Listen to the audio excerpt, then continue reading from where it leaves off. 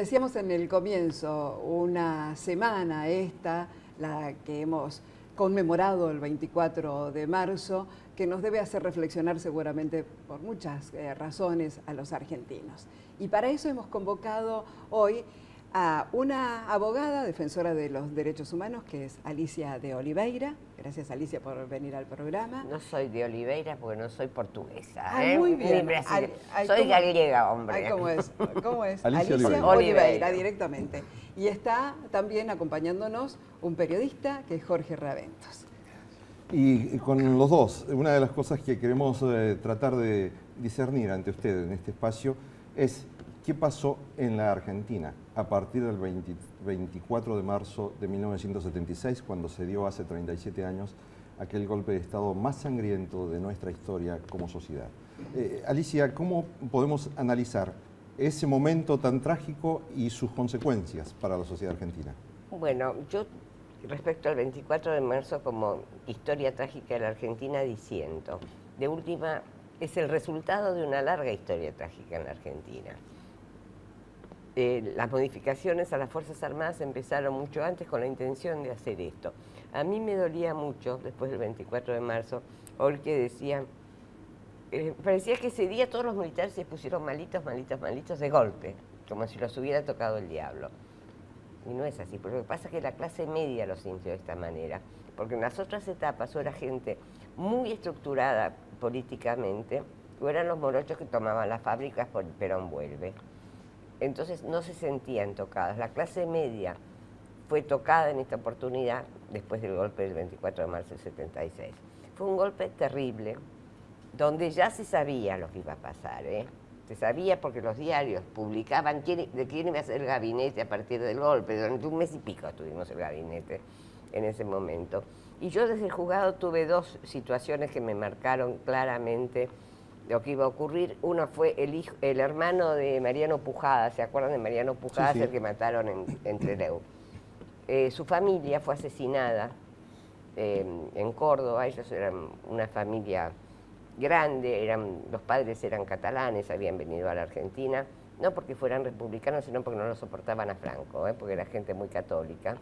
Y tenían una granja, algo, y vivían con sus hijos, sus nueras y todo lo demás. Una noche llegaron, se los llevaron a todos, y a un kilómetro y medio, al mejor estilo stalinista, le pegaron un tiro en la nuca a todos. Pero dejaron un chiquito de 11 años y una nena, y el chiquito reconoció a alguien de los que estaba en la patota. Entonces, y tenía un hermano que estaba en una clínica con su mujer, porque la mujer había empezado con trabajo. Entonces le habían quedado 3 afuera, y los empezaron a buscar. Cuando los hermanos se querían ir a España, pero el chiquito no tenía pasaporte. Entonces, un día yo estaba en el juzgado, viene una persona y me dice que quieren hablar conmigo. Bueno, la historia era que querían sacar al chiquito del país como hacían. Entonces yo le digo, pero van con la partida de defunción de los padres a ver al juez civil de Córdoba y les tiene que dar la autorización para el pasaporte. Ya fuimos, nos echaron. Bueno, la conseguimos, conseguimos el pasaporte, no me pregunten cómo, porque después ahí ya me dijeron que me iban a hacer el juicio político, pero no importa. Yo me acuerdo cuando me llaman y me dicen que me van a hacer el juicio político, pero bueno, muy bien, el día que yo tenga que ir a declarar a la Cámara de Diputados, yo decir que si a mis hijos les pasen lo mismo, aparezca una juez que se atreva a hacer esto. Porque si el Estado no puede defender la vida de un chico de 12 años, ¿qué va a defender? ¿La independencia del Poder Judicial? Pero no había muchas, Alicia Oliveira, en ese momento, mucha gente que estuviera dispuesta a hacerlo, por miedos callaban, o porque realmente todo el mundo terminaba diciendo socialmente, y bueno, está bien que los militares pongan un poco de orden. Por supuesto que los militares pongan orden. Y después de eso, otra vez, me vino a ver, desde una comisaría me vino a ver el comisario, porque había habido un secuestro en Callao y Juncal, o Callao y Arenales, y habían quedado 2 chicos chiquitos, una chiquita que debía tener 1 año y medio, 2, y un bebé. Se habían llevado a los padres y les dijeron, llévalos a Casa Cuna que después los vamos a buscar. Yo debo haber puesto una cara de terror porque me dijo, no fuimos nosotros, doctora, fue el ejército. Es decir, el ejército ya había salido en la última etapa, lo que se conoció como la noche de Villa Freud, donde se llevaron a los psicoanalistas. Sí, es cierto. Había elementos como para tener miedo. La gente no estaba contenta, yo no sé por qué, pero estaba contenta. No veían lo que estaba pasando, no veían que pasaban los patrulleros con las identificaciones tapadas. ¿Por qué tenían tapadas las identificaciones? Porque iban a hacer secuestros. El 23 de marzo del 76, yo era estudiante de periodismo en la Escuela Superior de Periodismo de Mendoza. Y cuando llegaba a la escuela, en la esquina, a media cuadra del ingreso a la escuela, había un retén policial. Me pidieron documentos, me detuvieron y me llevaron a una comisaría. Sin embargo, allí, casi pasada la medianoche, uno de los mismos agentes policiales que me llevó se dio cuenta que yo era estudiante de periodismo y me dijo: toma tu documento, andate de acá, no te pares en ningún lado, tomate un taxi hasta tu casa, porque si saben que sos de la Escuela de Periodismo la vas a pasar muy mal. 2 meses después, solamente éramos 15 los alumnos que estábamos allí de regreso en la Escuela de Periodismo de Mendoza. Y esta es una historia que no se conoce, porque hay muchas historias que no se conocen, particularmente la de 127 periodistas que están desaparecidos. Solamente se conoce la historia de algún modo de Rodolfo Walsh, de Sajón, que fue el director del diario El Cronista Comercial, y algunos otros, pero 127 periodistas desaparecidos en un gremio que tal vez en ese momento, Jorge Raventos, no éramos más de 2000 periodistas en todo el país. No tengo la estadística, pero sí, no estaba tan desarrollado el periodismo. Los afiliados al gremio de prensa éramos muy pocos. Sí, eran muy poquitos, sí. Aunque había una federación, había 2 gremios en la ciudad de Buenos Aires. Estábamos la Unión de Trabajadores de Periodistas de Buenos Aires y la Asociación de Periodistas. Y el Sindicato de Trabajadores de Prensa, que era la estructura nacional. La Unión no existía, creo, todavía existía la Asociación de Periodistas de Buenos Aires. Asociación de Periodistas, después fue Unión, sí. Que era, en ese momento, era la organización más radicalizada, aun cuando había sido creada como una especie de organización de élite para diferenciarse del sindicato de prensa, que reunía a periodistas y al resto de personal periodístico, no periodístico de las empresas. Mientras que la asociación había sido creada como una especie de organización de élite, solo de periodistas. Solo para periodistas, pero las cosas cambian, las organizaciones también. Éramos pocos y hay que reconocer, recién Alicia planteaba una cosa importante, ¿no? Que es el tema que el golpe de Estado es un golpe donde está involucrada la clase media y ya no se golpea solo contra trabajadores o contra la negrada, como había sido en golpes anteriores, como el golpe del 55. Aquí había algo de Montescos y Capuletos, porque teníamos clase media de los dos lados.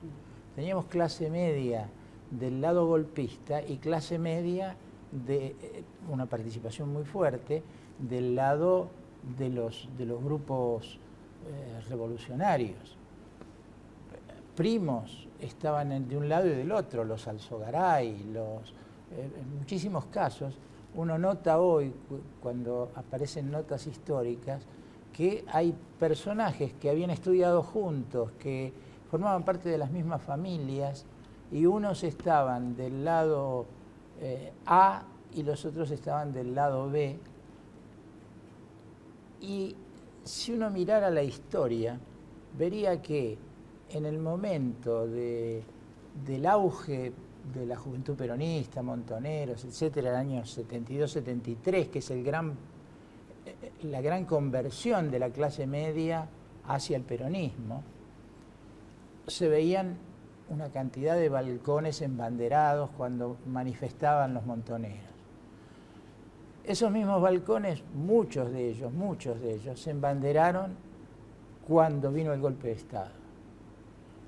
Y también esos balcones se embanderaron cuando vino la acción judicial contra los militares que habían, digamos, ha habido una serie de cambios en la clase media, de cambios espirituales, que la llevaron a favorecer mayoritariamente a la corriente de los montoneros, a las corrientes de izquierda en la década del 70, principios, que luego se hastiaron, muchos de ellos, y esperaban que viniera el orden militar, y que luego se aterrorizaron de los efectos de aquello que habían querido y esperaron que viniera Alfonsín, la democracia, y que hiciera justicia con todo lo que había pasado. Digamos, hemos asistido en todo ese periodo a una especie de gran movimiento político-espiritual de la clase media, que fue de un lado al otro. ¿Y hoy dónde está la clase media? Hoy yo lo que veo es una gran atomización.